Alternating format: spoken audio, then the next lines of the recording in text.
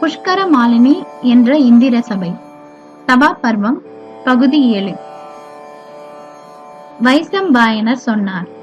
சக்கரனின், அதாவது இந்திரனின் தேவலோக சபா மண்டபம் பிரகாசம் நிறைந்து இருக்கும். அவன் தனது சொந்த செயல்களின் கனியாக, அதாவது பலனாக அதை அடைந்தான். ஓ குருகுலத்தின் குழந்தை, இந்திரனின் சபா மண்டபம் சூரியனின் பிரகாசத்தை கொண்டு சக்கரனாலேயே, அதாவது இந்திரனாலேயே கட்டப்பட்டது. விரும்பிய இடங்களுக்கெல்லாம் கொண்டு செல்லும் வகையில் உள்ள அந்த தேவலோக சபா மண்டபம் 150 யோஜனை நீளமும் 100 யோஜனைகள் அகலமும் 5 யோஜனைகள் உயரமும் கொண்டது. வயதால் ஏற்படும் பலவீனத்தையும் துன்பம், களைப்பு, அச்சம் ஆகியவற்றையும் விலக்கி அதிர்ஷ்டத்தையும் நற்பெயரையும் அருளும் அந்த மண்டபம் தெய்வீக மரங்களால் அலங்கரிக்கப்பட்ட அறைகளும் இருக்கைகளும் கொண்டு மித மிஞ்சிய மகிழ்ச்சியை கொடுக்க வல்லது ஆகும். அந்த சபா மண்டபத்தில் ஓ யுதிஷ்டனே, ஒரு அற்புதமான இருக்கையில் அழகும் செல்வமும் கொண்ட தனது மனைவி சச்சியுடன் தேவர்களின் தலைவனான இந்திரன் அமர்ந்திருப்பான். பல வண்ணங்களை கொண்ட மலர் வளையங்கள் கொண்ட தூய வெள்ளுடை உடுத்தி தலையில் கிரீடம் தரித்து பிரகாசமான வளையங்களை தனது மேல் புஜத்தில் அணிந்து கொண்டு தெளிவற்ற விளக்கங்கள் கூற இயலாத ஒரு உருவை கொண்டு அழகுடனும் புகழுடனும் அமர்ந்திருக்கிறான். 100 வேள்விகளை செய்த அந்த சிறப்பு மிகுந்த தேவன் தினந்தோறும் சேவிக்கப்படுகிறான். ஓ யுதிஷ்டா, அந்த சபையில் உள்ள மருதர்கள் ஒவ்வொருவரும் சபை என்னும் உடலில் உள்ள இதயத்தில் குடும்ப தலைவராக வாழ்வை நடத்துகின்றனர். சித்தியர்களும் தேவலோக முனிவர்களும் அனைத்து சத்தியசர்களும் தேவர்களும் பிரகாசமான நிறம் கொண்ட மருதர்களும் தங்க மாலைகளால் அலங்கரிக்கப்பட்டு தேவ உரு கொண்டு அனைத்து ஆபரணங்களையும் பூண்டு எதிரிகளை நசுக்கும் இரவாதவர்களின் தலைவனான இந்திரனை சேவித்து வழிபட்டு கொண்டிருக்கிறார்கள். ஓ யுதிஷ்டனே, தேவலோக முனிவர்கள் அனைவரும் தூய ஆன்மாவுடன் பாவங்கள் சுத்தமாக கழுவப்பட்டு நெருப்பை போன்று பிரகாசித்து சக்தி கொண்டு எந்த விதமான துயரமும் இல்லாமல் கவலை என்ற நோயில் இருந்து விடுவிக்கப்பட்டு இருக்கும் அந்த சோம வேள்வியை செய்யும் அனைவரும் இந்திரனை சேவித்து வழிபட்டு கொண்டிருந்தனர்.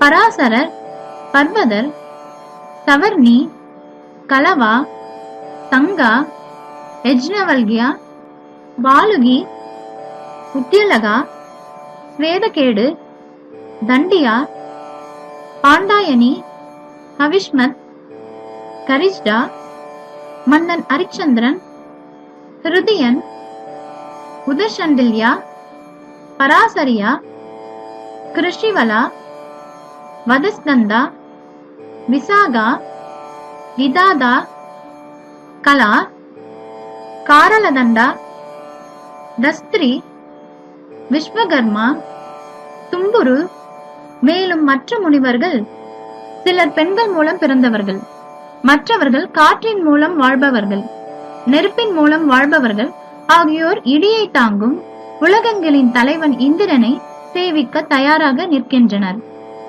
சகாதேவன், சுனிதன், பெரும் ஆன்ம தகுதியுடைய வால்மீகி, உண்மை பேச்சு கொண்ட சமீகர், சத்தியங்களை நிறைவேற்றும் பிரசேதகர்கள், மேதாதிரி, வாமதேவர், புலஸ்தியர், புலாகர், கிராது, மருதர், மரீச்சி, பெரும் ஆன்ம தகுதியுடைய ஸ்தானு, காஷிவர், கௌதமர், தார்கியர், வைஷ்ராவணா, காலகௌரிகிய முனிவர், அஷ்ரவியர், ஹிரண்மயர், சம்வர்த்தர், தேகாவியர், பெரும் சக்தி கொண்ட விஸ்வசேனா, கன்வர், கத்யாயனா ஆகியோரும் ஓ யுதிஷ்டா, கர்கியா, கௌசிகா ஆகியோர் அனைவரும் தெய்வீக நீர்நிலைகள் மற்றும் தாவரங்கள், நம்பிக்கைகள்,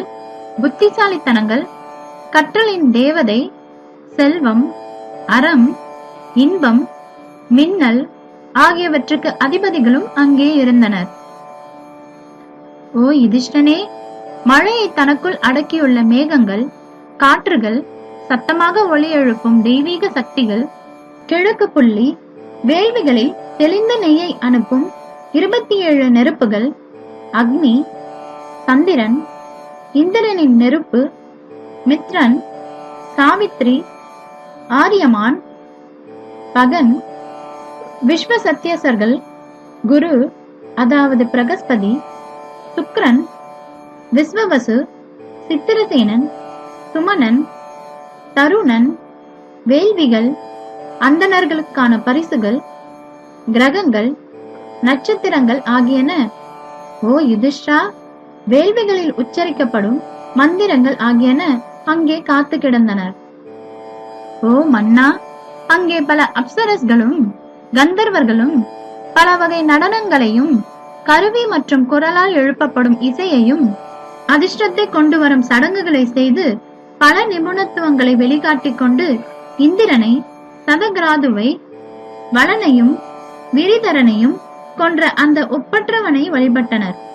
இவை எல்லாவற்றையும் தவிர்த்து மற்றும் பல அந்தணர்களும் அரசு மற்றும் தெய்வீக முனிவர்களும் நெருப்புக்கு ஒப்பாக பிரகாசித்து மலர் அலங்காரங்களாலும் ஆபரணங்களாலும் நிரம்பி பலதரப்பட்ட தெய்வீக ரதங்களில் அந்த சபைக்கு வந்து கொண்டும் போய்கொண்டும் இருக்கின்றனர். எல்லா சந்தர்ப்பங்களிலும் பிரகஸ்பதியும் சுக்கிரனும் அங்கே இருக்கின்றனர்.